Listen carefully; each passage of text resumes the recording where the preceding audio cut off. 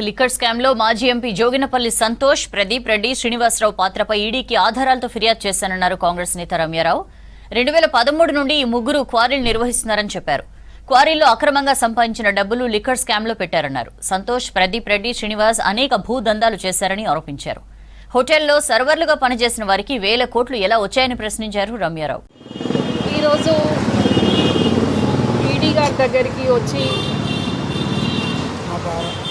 గత ప్రభుత్వంలో రాజ్యసభ సభ్యుడైన మాజీ ఎంపీ జోగినిపల్లి సంతోష్, వాళ్ళ టీం, లిక్కర్ స్కామ్లో ఉన్న Vennamaneni Srinivas and quarry mining Pradeep Reddy, వీళ్ళంతా కూడా ఒక ముఠాగా ఉండి ఇప్పుడు ఇక్కడున్న ముగ్గురు ఆడవాళ్ళం కాకుండా చాలామందిని ఇబ్బందులు పెడితే వాటినన్నిటినీ కూడా వాళ్ళు మాకు చేసే ఇబ్బందులన్నీ కూడా ఎవిడెన్సెస్తో సహా ఈరోజు జాయింట్ డైరెక్టర్ గారికి మేము ఎవిడెన్స్లన్నీ చూపించడం జరిగింది. వారన్నీ కూడా చాలా వాటి మీద చాలా మంచిగా స్పందించారు. ఇమీడియట్గా యాక్షన్ కూడా తీసుకుంటామని అన్నారు. అన్ని ఎవిడెన్సెస్ ఇచ్చాము, అన్నీ కూడా అక్నాలెడ్జ్మెంట్ కూడా ఇచ్చారు. మరి తెలంగాణ రాకముందే ఉద్యమకాలం నుంచే 2013 నుంచే 2013 నుంచే జోగినపల్లి సంతోష్, ప్రదీప్ రెడ్డి, ఈ లిక్కర్ స్కామ్లో ఉన్న శ్రీనివాసు వీళ్ళందరూ కలిసి మైనింగ్ క్వారీలు చేసుకుంటూ మరి పక్కకున్న నాలాంటి ల్యాండ్ ఓనర్స్ను ఇబ్బంది పెట్టుకుంటూ, కుటుంబ సభ్యులను ఇబ్బంది పెట్టుకుంటూ, అరాచకాలు సృష్టిస్తూ ఆ డబ్బులన్నింటినీ కూడా మళ్ళీ లిక్కర్ స్కాముల్లో పెట్టుకుంటూ, మళ్ళీ ఆ లిక్కర్ స్కాముల్లో పెట్టుకుంటూ మళ్ళీ వచ్చిన లాభాలతోటి కూడా ఇగో గుద్వేల్లో భూదందాలు కూడా చేశారు.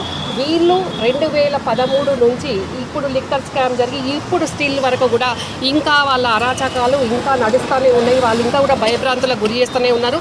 వాట్సాప్ల్లో అడ్డమైన ఇబ్బందికరంగా ఆడపిల్లలను చెప్పలేని ఇబ్బందికరమైన మెసేజ్లు పెట్టుకుంటూ బయట కూడా మౌత్ టు మౌత్ మరి ఫ్యామిలీలో కానీ, బంధువుల్లో కానీ, కమ్యూనిటీలో కానీ ఎక్కడ కూడా ఇబ్బందులకు గురి చేసుకుంటూ, నేను కాంగ్రెస్ పార్టీలో ఉన్నా, నేను ఒక కాంగ్రెస్ పార్టీ లీడర్నైనా, మా ప్రభుత్వం ఉన్నా కూడా మమ్మల్ని టార్గెట్ చేసుకుంటూ చాలా ఇబ్బందులు చేసుకుంటూ ఇష్టారాజ్యంగా ఇంకా కూడా బీఆర్ఎస్ ప్రభుత్వమే ఉన్నట్టు, ఇంకా వాళ్ళు బీఆర్ఎస్ లీడర్లమే కానీ ప్రభుత్వం మాదే అన్నట్టు అడ్డగోలు అడ్డదిడ్డంగా మరి ఎక్కడికక్కడ కూడా ఒక కరీంనగర్ నుంచి ఎంఆర్ఓలను, పోలీస్ ఆఫీసర్లను ప్రతి ఒక్కరిని కూడా మేనేజ్ చేసుకుంటూ ఫేక్ ఆధార్లు సృష్టించుకుంటూ మరి ఫోర్జరీలు చేసుకుంటూ లీగల్ ఎయిడ్ సర్టిఫికెట్లో కూడా సోదరిని తీసేసి మరి లీగల్ ఎయిడ్ సర్టిఫికెట్ తీసుకుంటూ క్వారీలన్నీ కూడా ట్రాన్స్ఫర్ చేసుకొని మరి జోగినపల్లి సంతోష్, ఈ లిక్కర్ స్కామ్లో ఉన్న శ్రీనివాసరావు అండదండలతోటి మరి గత మార్చిలో 2025లో కూడా ఆయన జైలు కూడా వెళ్ళడం జరిగింది. ఇది ప్రూవ్ అయి జైలుకు వెళ్తే కూడా ఆ జైలుకు కూడా లిక్కర్ స్కామ్లో ఉన్న శ్రీనివాసరావు వెళ్ళి ప్రదీప్ రెడ్డిని సందర్శించడం జరిగింది. ఎన్నో రకాలుగా ఇబ్బంది పెట్టుకుంటూ మేము ఎక్కడికి వెళ్ళినా, ఏ ఆఫీసర్ దగ్గరికి డాక్యుమెంట్స్ కావాలనేది ఎక్కడికి వెళ్ళినా ఎక్కడికెక్కడ మేనేజ్ చేయడం, ఎక్కడికక్కడ శ్రీనివాసరావు ఫోన్ చేస్తాడు. ఏ ఆఫీస్కి వెళ్ళని, మాసప్ ట్యాంక్ పిఎస్కి వెళ్ళని, ఎక్కడికి వెళ్ళినా, కరీంనగర్కి వెళ్ళినా, సుల్తానాబాద్కి వెళ్ళినా, ఎక్కడికి వెళ్ళినా కానీ ఎక్కడ కూడా వీళ్ళకి న్యాయం జరగట్లేదు.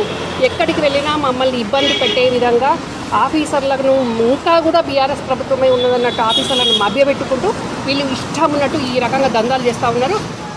సిబిఐకి ఇచ్చాం, ఈడీకి ఇచ్చాం, డీజీపీ గారికి ఇస్తాం. ఇచ్చి సంతోష్ అండ్ టీమ్ ఎవరిని కూడా తెలంగాణ ప్రజల రక్త మాంసాలను, మాలాంటి ఆడబిడ్డల ఉసురు పోసుకున్న వాళ్ళను వదిలిపెట్టే సమస్య లేదు.